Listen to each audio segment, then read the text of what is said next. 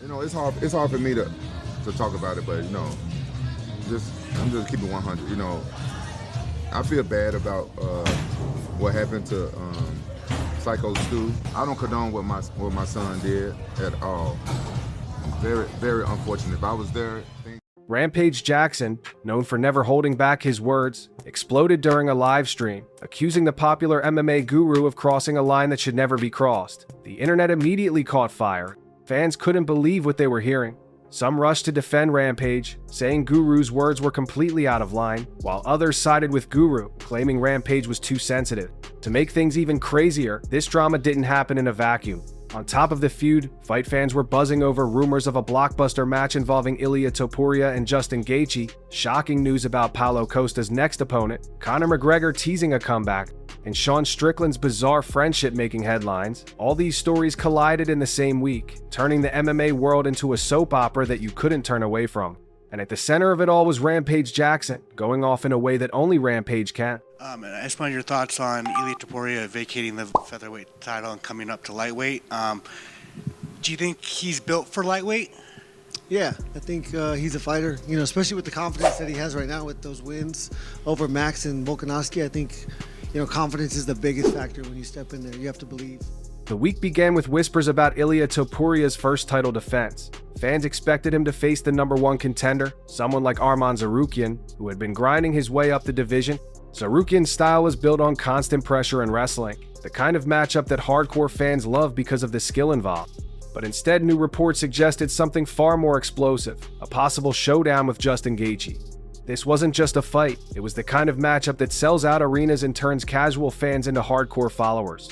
Gaethje is a human highlight reel, a man whose fights almost never go the distance because he pushes a pace that few can survive. Pair that with Topuria's unbeaten record and knockout power, and you suddenly have a recipe for one of the most anticipated fights of the year. Imagine Topuria, the undefeated rising star, walking into Madison Square Garden to face a man who is known as one of the most violent fighters in UFC history. The rumors spread like wildfire.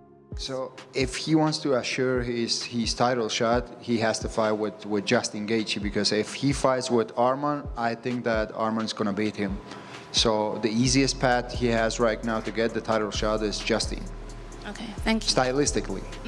Thank you.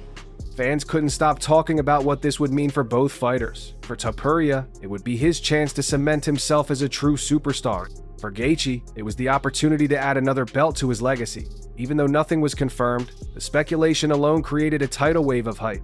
The timing, the location, the names, it all lined up perfectly for one of those rare UFC moments that people would remember for years. While fans were busy imagining Topuria and Gaethje colliding inside the octagon, Paulo Costa was making headlines of his own. Known as one of the most outspoken and unpredictable fighters in the middleweight division, Costa once again stirred the pot by calling out Dricus du Plessis. I have some unfinished business in my thoughts, you know. Of course, I want revenge. Yeah, but it's not my #1 in my list. The South African star had recently captured the middleweight title and built a reputation for being tough as nails, able to take punishment and come back swinging. Costa saw him as the perfect opponent for the end of the year, and he wasn't shy about saying so. In a recent conversation, Costa revealed that he wanted to settle the score in Madison Square Garden or at another big venue later in the year. What caught many fans by surprise wasn't just his bold call-out, but his new relationship with UFC President Dana White. For years, Costa had clashed with the promotion, accusing them of unfair treatment and dragging out negotiations. At one point, it even looked like Costa might walk away from the UFC altogether.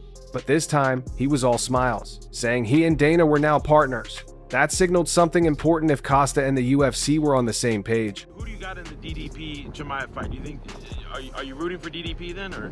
No, I don't root for DDP. You know, I just think DDP gonna beat him because he never fought a strong guy like with a good defense and who's gonna bring a very tough moment. A showdown with du Plessis could really happen. Fans were quick to point out that this fight would not only be a battle between two powerful middleweights, but also a clash of personalities. Costa's wild antics outside the cage mixed with du Plessis' calm but confident approach promised a storyline that would keep people hooked all the way to fight night. As if that wasn't enough chaos for the MMA world, Conor McGregor decided to step back into the spotlight. After months of speculation about whether he would ever return to the cage, McGregor quietly re-entered the USADA testing pool. This move alone was enough to send social media into a frenzy, but McGregor didn't stop there. He posted a video showing himself getting tested aboard his yacht, with a cocky smile and a cheeky caption. With regard to Conor McGregor, what is the holdup with his return? What do you mean? Well, I mean, the Ultimate Fighter was over back in August, and I can't imagine the plan was for him to be out as long as he's been. Well, first problem was that he broke that shin bone. He was recovering from that. That was one of the reasons we had it. And the other problem is he's fucking rich. The clip went viral within minutes. For fans, this was the biggest sign yet that McGregor was serious about coming back. Of course, nobody knew who his opponent might be, and that didn't stop the internet from spinning theories. Some believed he might target Michael Chandler, who had been waiting on the sidelines for months and had already done promotional work for a fight with McGregor. Others thought McGregor might try to skip the line and jump straight into a title shot, something only he could get away with. Whatever the case, the simple image of him laughing while a drug tester poked around was enough to dominate headlines. It also reminded everyone that McGregor is still the biggest star in the sport. Love him or hate him, he knows how to grab attention. To me, that is weird. I cannot hate the man that has the same dreams as me. Make no mistake, I am cocky in prediction. I am confident in preparation, but I am always humble in victory or defeat. So I'm humble here. And if history has shown us anything, when McGregor hints at a comeback, the MMA world drops everything to watch. But Conor wasn't the only one pulling attention outside the cage. Sean Strickland found himself at the center of a very different type of controversy. Strickland, who is no stranger to saying wild things, was suddenly in the spotlight because of his friendship with a woman named Nina Drama. Their relationship raised eyebrows because Nina already had a boyfriend, who also happened to be her cameraman. Fans couldn't stop speculating about whether something more was going on between her and Strickland. In response, Strickland opened up in one of his videos, saying he both loved and hated Nina.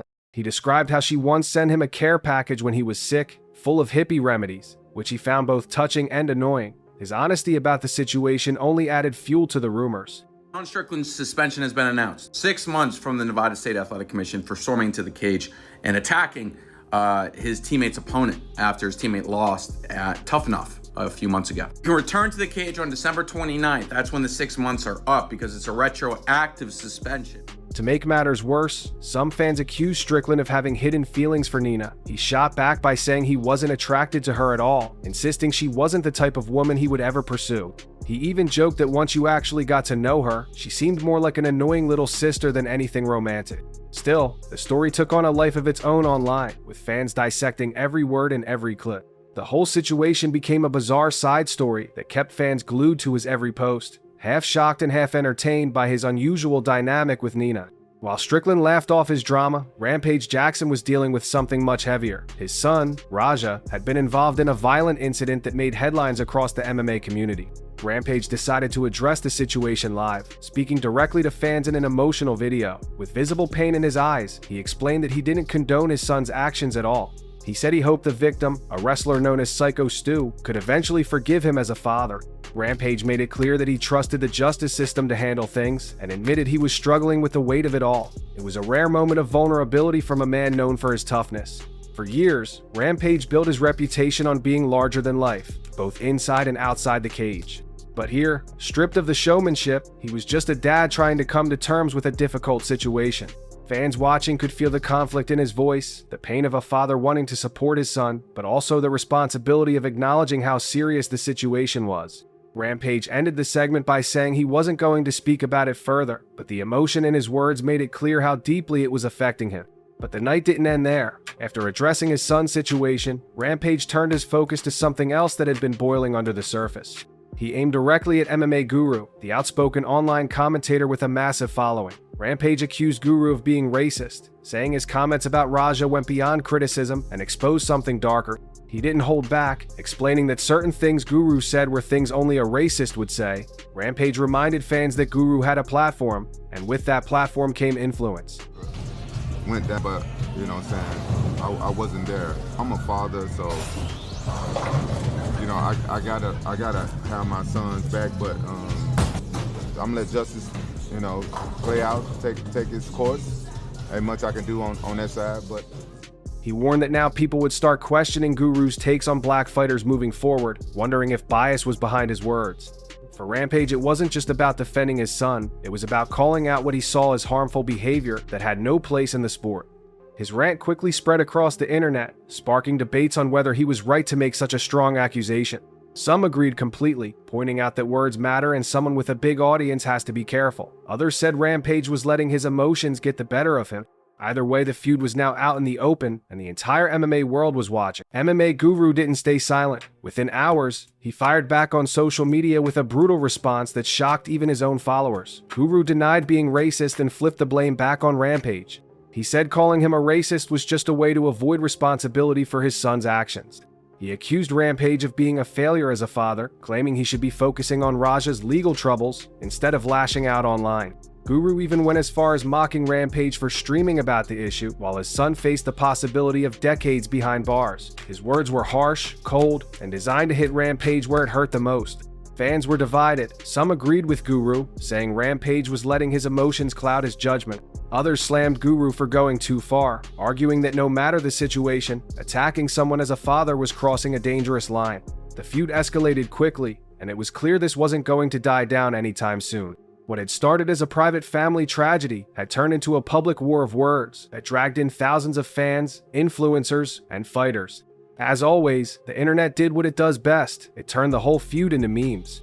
Within hours of the back and forth, social media was flooded with jokes, gifs, and savage posts about Rampage and Guru. Some fans joked about Raja's situation, while others mocked Guru's over-the-top comments. 3 memes in particular rose to the top, shared thousands of times by fans who couldn't get enough of the drama.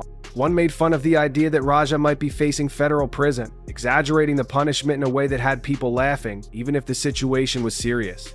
Another poked fun at the way Rampage delivered his rant, twisting his words into a parody. The last one took Guru's response and turned it into a ridiculous cartoon, making him look like a villain from a comic book. The memes highlighted just how wild the MMA community can get serious issues mixed with internet humor until you're not sure whether to laugh or shake your head. For some, the memes made the situation easier to digest. For others, it was a reminder that the internet rarely takes anything seriously for long. By the end of the week, fans were left trying to make sense of it all. On one hand, you had massive fight news with Topuria possibly facing Gaethje, Paulo Costa setting his sights on Plessis, and Conor McGregor hinting at a long-awaited return. On the other, you had wild personal drama, from Sean Strickland's strange friendship with Nina to Rampage Jackson's war of words with MMA Guru. It was a whirlwind of stories that blended fights, controversy, and online chaos into one unforgettable stretch of MMA news. And if there's one lesson to take from it all, it's this. MMA isn't just about what happens inside the cage anymore. The drama outside of it, the feuds, the rumors, the personal lives of fighters is just as much a part of the sport as the knockouts and submissions. Fans tune in not just to see punches thrown, but to watch the personalities clash, both online and in real life. And as long as voices like Rampage and Guru exist, you can be sure the chaos is only going to get louder. The only real question is, who will light the next fire?